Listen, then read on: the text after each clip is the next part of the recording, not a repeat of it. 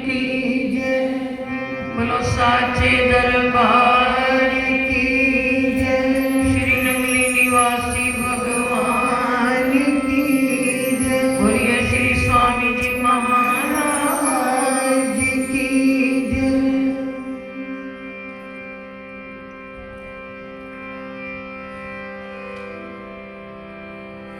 वंदो चरण सरोज गुरु, मुद मंगल आगार,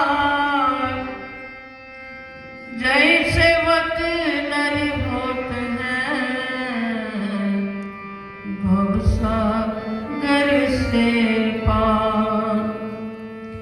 गुरु जी के सिमरन मात्र से नाशत विघ्न अनंत, तात सर्वारंभ में ध्यावत है सब संत। मैं अपराधी जन्म का, नखशिख भरा विकार, तुम दाता दुख भंजना, मेरी करो संभाल। नम्रता और दीनता से भेंट सतगुरु कीजिए, मैं हूँ शरणागत तुम्हारी, दास अपना कीजिए। मैं हूँ शरणागत तुम्हारी, चरणों में रख लीजिए। बोलो साचे दरबार की जय, श्री नगली निवासी भगवान की जय, बोलो श्री स्वामी जी महाराज की जय। श्री गुरु महाराज जी के पावन पवित्र चरणों में आज हम अपने सनातन धर्म की आधारशिला, जिसको माना गया है विक्रमी संवत 2083 का शुभारंभ आज के पावन दिन हो रहा है और मां भगवती के नवरात्रों की बेला है। शक्ति का पूजन घर घर में किया जा रहा है।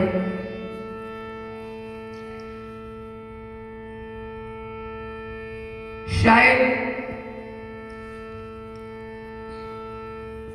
कुछ हिंदू धर्म में जागृति आ रही है, क्योंकि आज से पहले ये जो दिन मनाया जाता है, अंग्रेजी महीने का बोलबाला पुरजोर पर है। लेकिन जब इंसान जागता है, अपने धर्म को कुछ समझने लगता है, सत्संग में जाता है, संतों की वाणी को सुनता है, ग्रंथों की वाणी को पढ़ता है, तो ये बात सामने आती है कि हमें आज के दिन को नव वर्ष की शुभकामनाएं एक दूसरे को देते हुए दिखाई दे रहे हैं। पुराने जमाने के अंदर अंग्रेजी महीनों का बोलबाला नहीं था। बुजुर्ग लोग इन्हीं महीनों के अंदर ही जानकारी लेते थे और रखते थे। और युग परिवर्तन के साथ साथ समय की परिवर्तनशीलता ने आज के विज्ञान के युग में बच्चों का थोड़ा रुख उस ओर मोड़ दिया। लेकिन अपने धर्म की संस्कृति को सदा याद रखना चाहिए। उसी को ही देखते हुए आज विक्रमी संवत 2083 का शुभारंभ गुरु महाराज जी के चरणों में बैठ करके उनका आशीर्वाद लेने के लिए हम सब बैठे हैं। और इस बार माली के घर इसका प्रवेश हुआ है। कुल मिलाकर जो सुनने में आया है, जो समय की नजाकत कह रही है, इधर उधर कुछ अशांत वातावरण भी देखने को मिल रहा है विश्व के अंदर।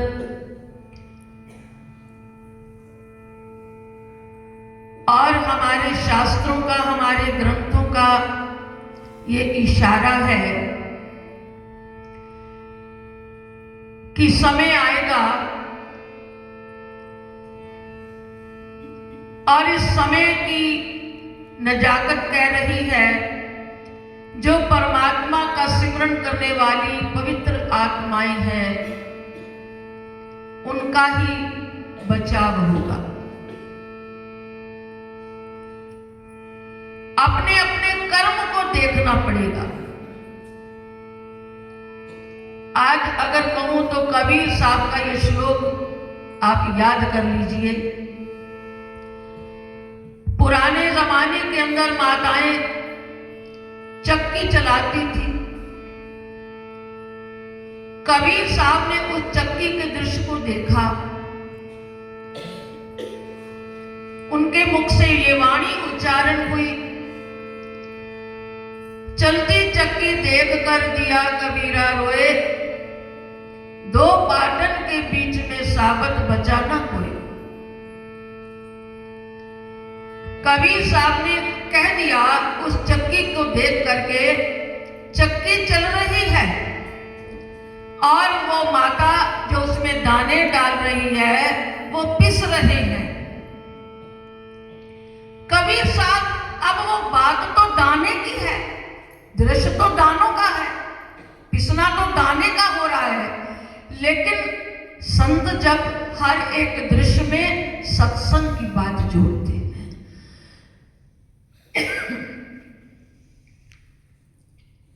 चलती चक्की देख कर दिया कबीरा रोए। कबीर साहब दुखी हो गए। इस चक्की में जो भी आ रहा है वो पिस जाएगा, क्या बनेगा। अब वो दानों की बात लेकर के मानव की ओर उनका ध्यान चला गया। काल की चक्की चल रही है, दिन और रात इस चक्की के दो पार्ट हैं। दिन हो गया, संध्या हो गई, निद्रा में हम चले गए, सूर्य उदय हुआ, काम में व्यस्त हो गए। सुबह होती है, शाम होती है, यूं ही उम्रें तमाम होती हैं। ऐसे ही उम्र बीतती जा रही है। तो कबीर साहब कहते हैं, चलती चक्की देख कर दिया कबीरा रोए, दो पाटन के बीच में साबत बचा ना कोई, कि सब पिस जाएंगे, क्या होगा इस दुनिया का। फिर उस मां ने चक्की जब रोकी गई, पाट उठाया गया, कबीर साहब प्रसन्न हो गए कि सारे नहीं पिसे, कुछ बचे हैं। क्यों बचे हैं? ठाड़ी चक्की देखकर दिया कबीरा खिल, दाना सोई बच गया जो गया किल्ली से। उसके बीच धुरा, जो लकड़ी का डंडा जिसको पकड़ करके वो चक्की चलाते हैं, उसके अंदर एक किल्ली होती है लोहे की।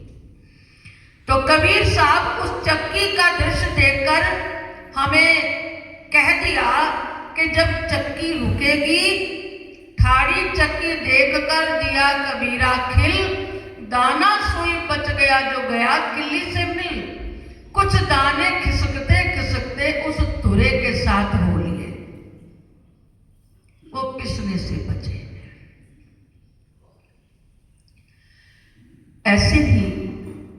काल की चक्की के अंदर ये संसार एक दिन पिस जाएगा समय के प्रभाव से।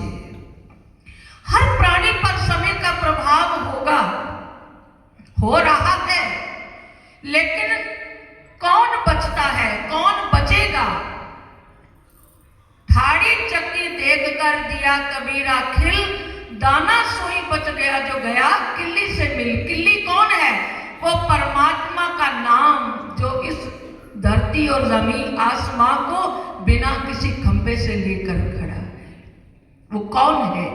वो ईश्वर, ईश्वर का नाम। कबीर साहब कहते हैं जो उस धुरे के साथ अपने आप को जिसने जोड़ रखा है वो पिसने से, वो काल यानी समय के प्रभाव से बचेगा। ऐसा आप लोगों ने भी ये ज्योतिषियों की भविष्यवाणी की ओर अगर चले जाओ तो ये सुनने में आया है कि ये जब समय आएगा, जैसे आप देख रहे हो चारों ओर युद्ध का सिलसिला चल रहा है, कई देशों के बीच में कितनी दुनिया नाश हो रहा है, क्या क्या विनाश हो रहा है, लेकिन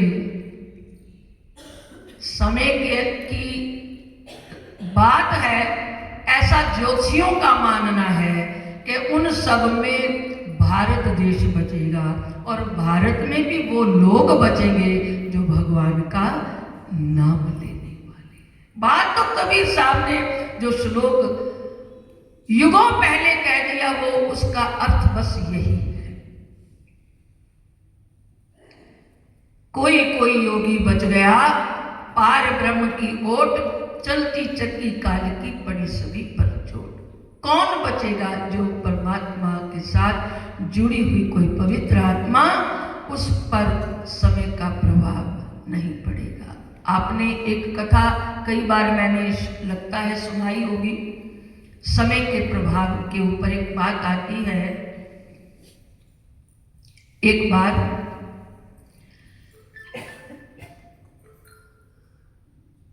एक राजा वो अपने राजकाज को चला रहा है अच्छे तरीके से। एक बार उस राज्य का एक कोई गरीब आदमी जिसको कुछ धन की जरूरत पड़ी, कुछ जानकारी रखता था भविष्यवाणी की, पत्नी ने कहा कि आप जाइए राजा को जाकर के कोई भविष्यवाणी सुना दीजिए, जो सही हो जाएगी तो क्या पता वो क्या इनाम दे देगा।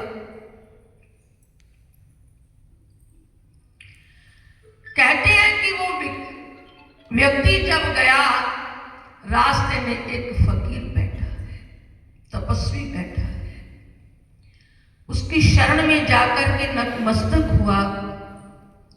वो अंतर्यामी वो फकीर, उसने कहा तुम राजा के दरबार में जा रहे हो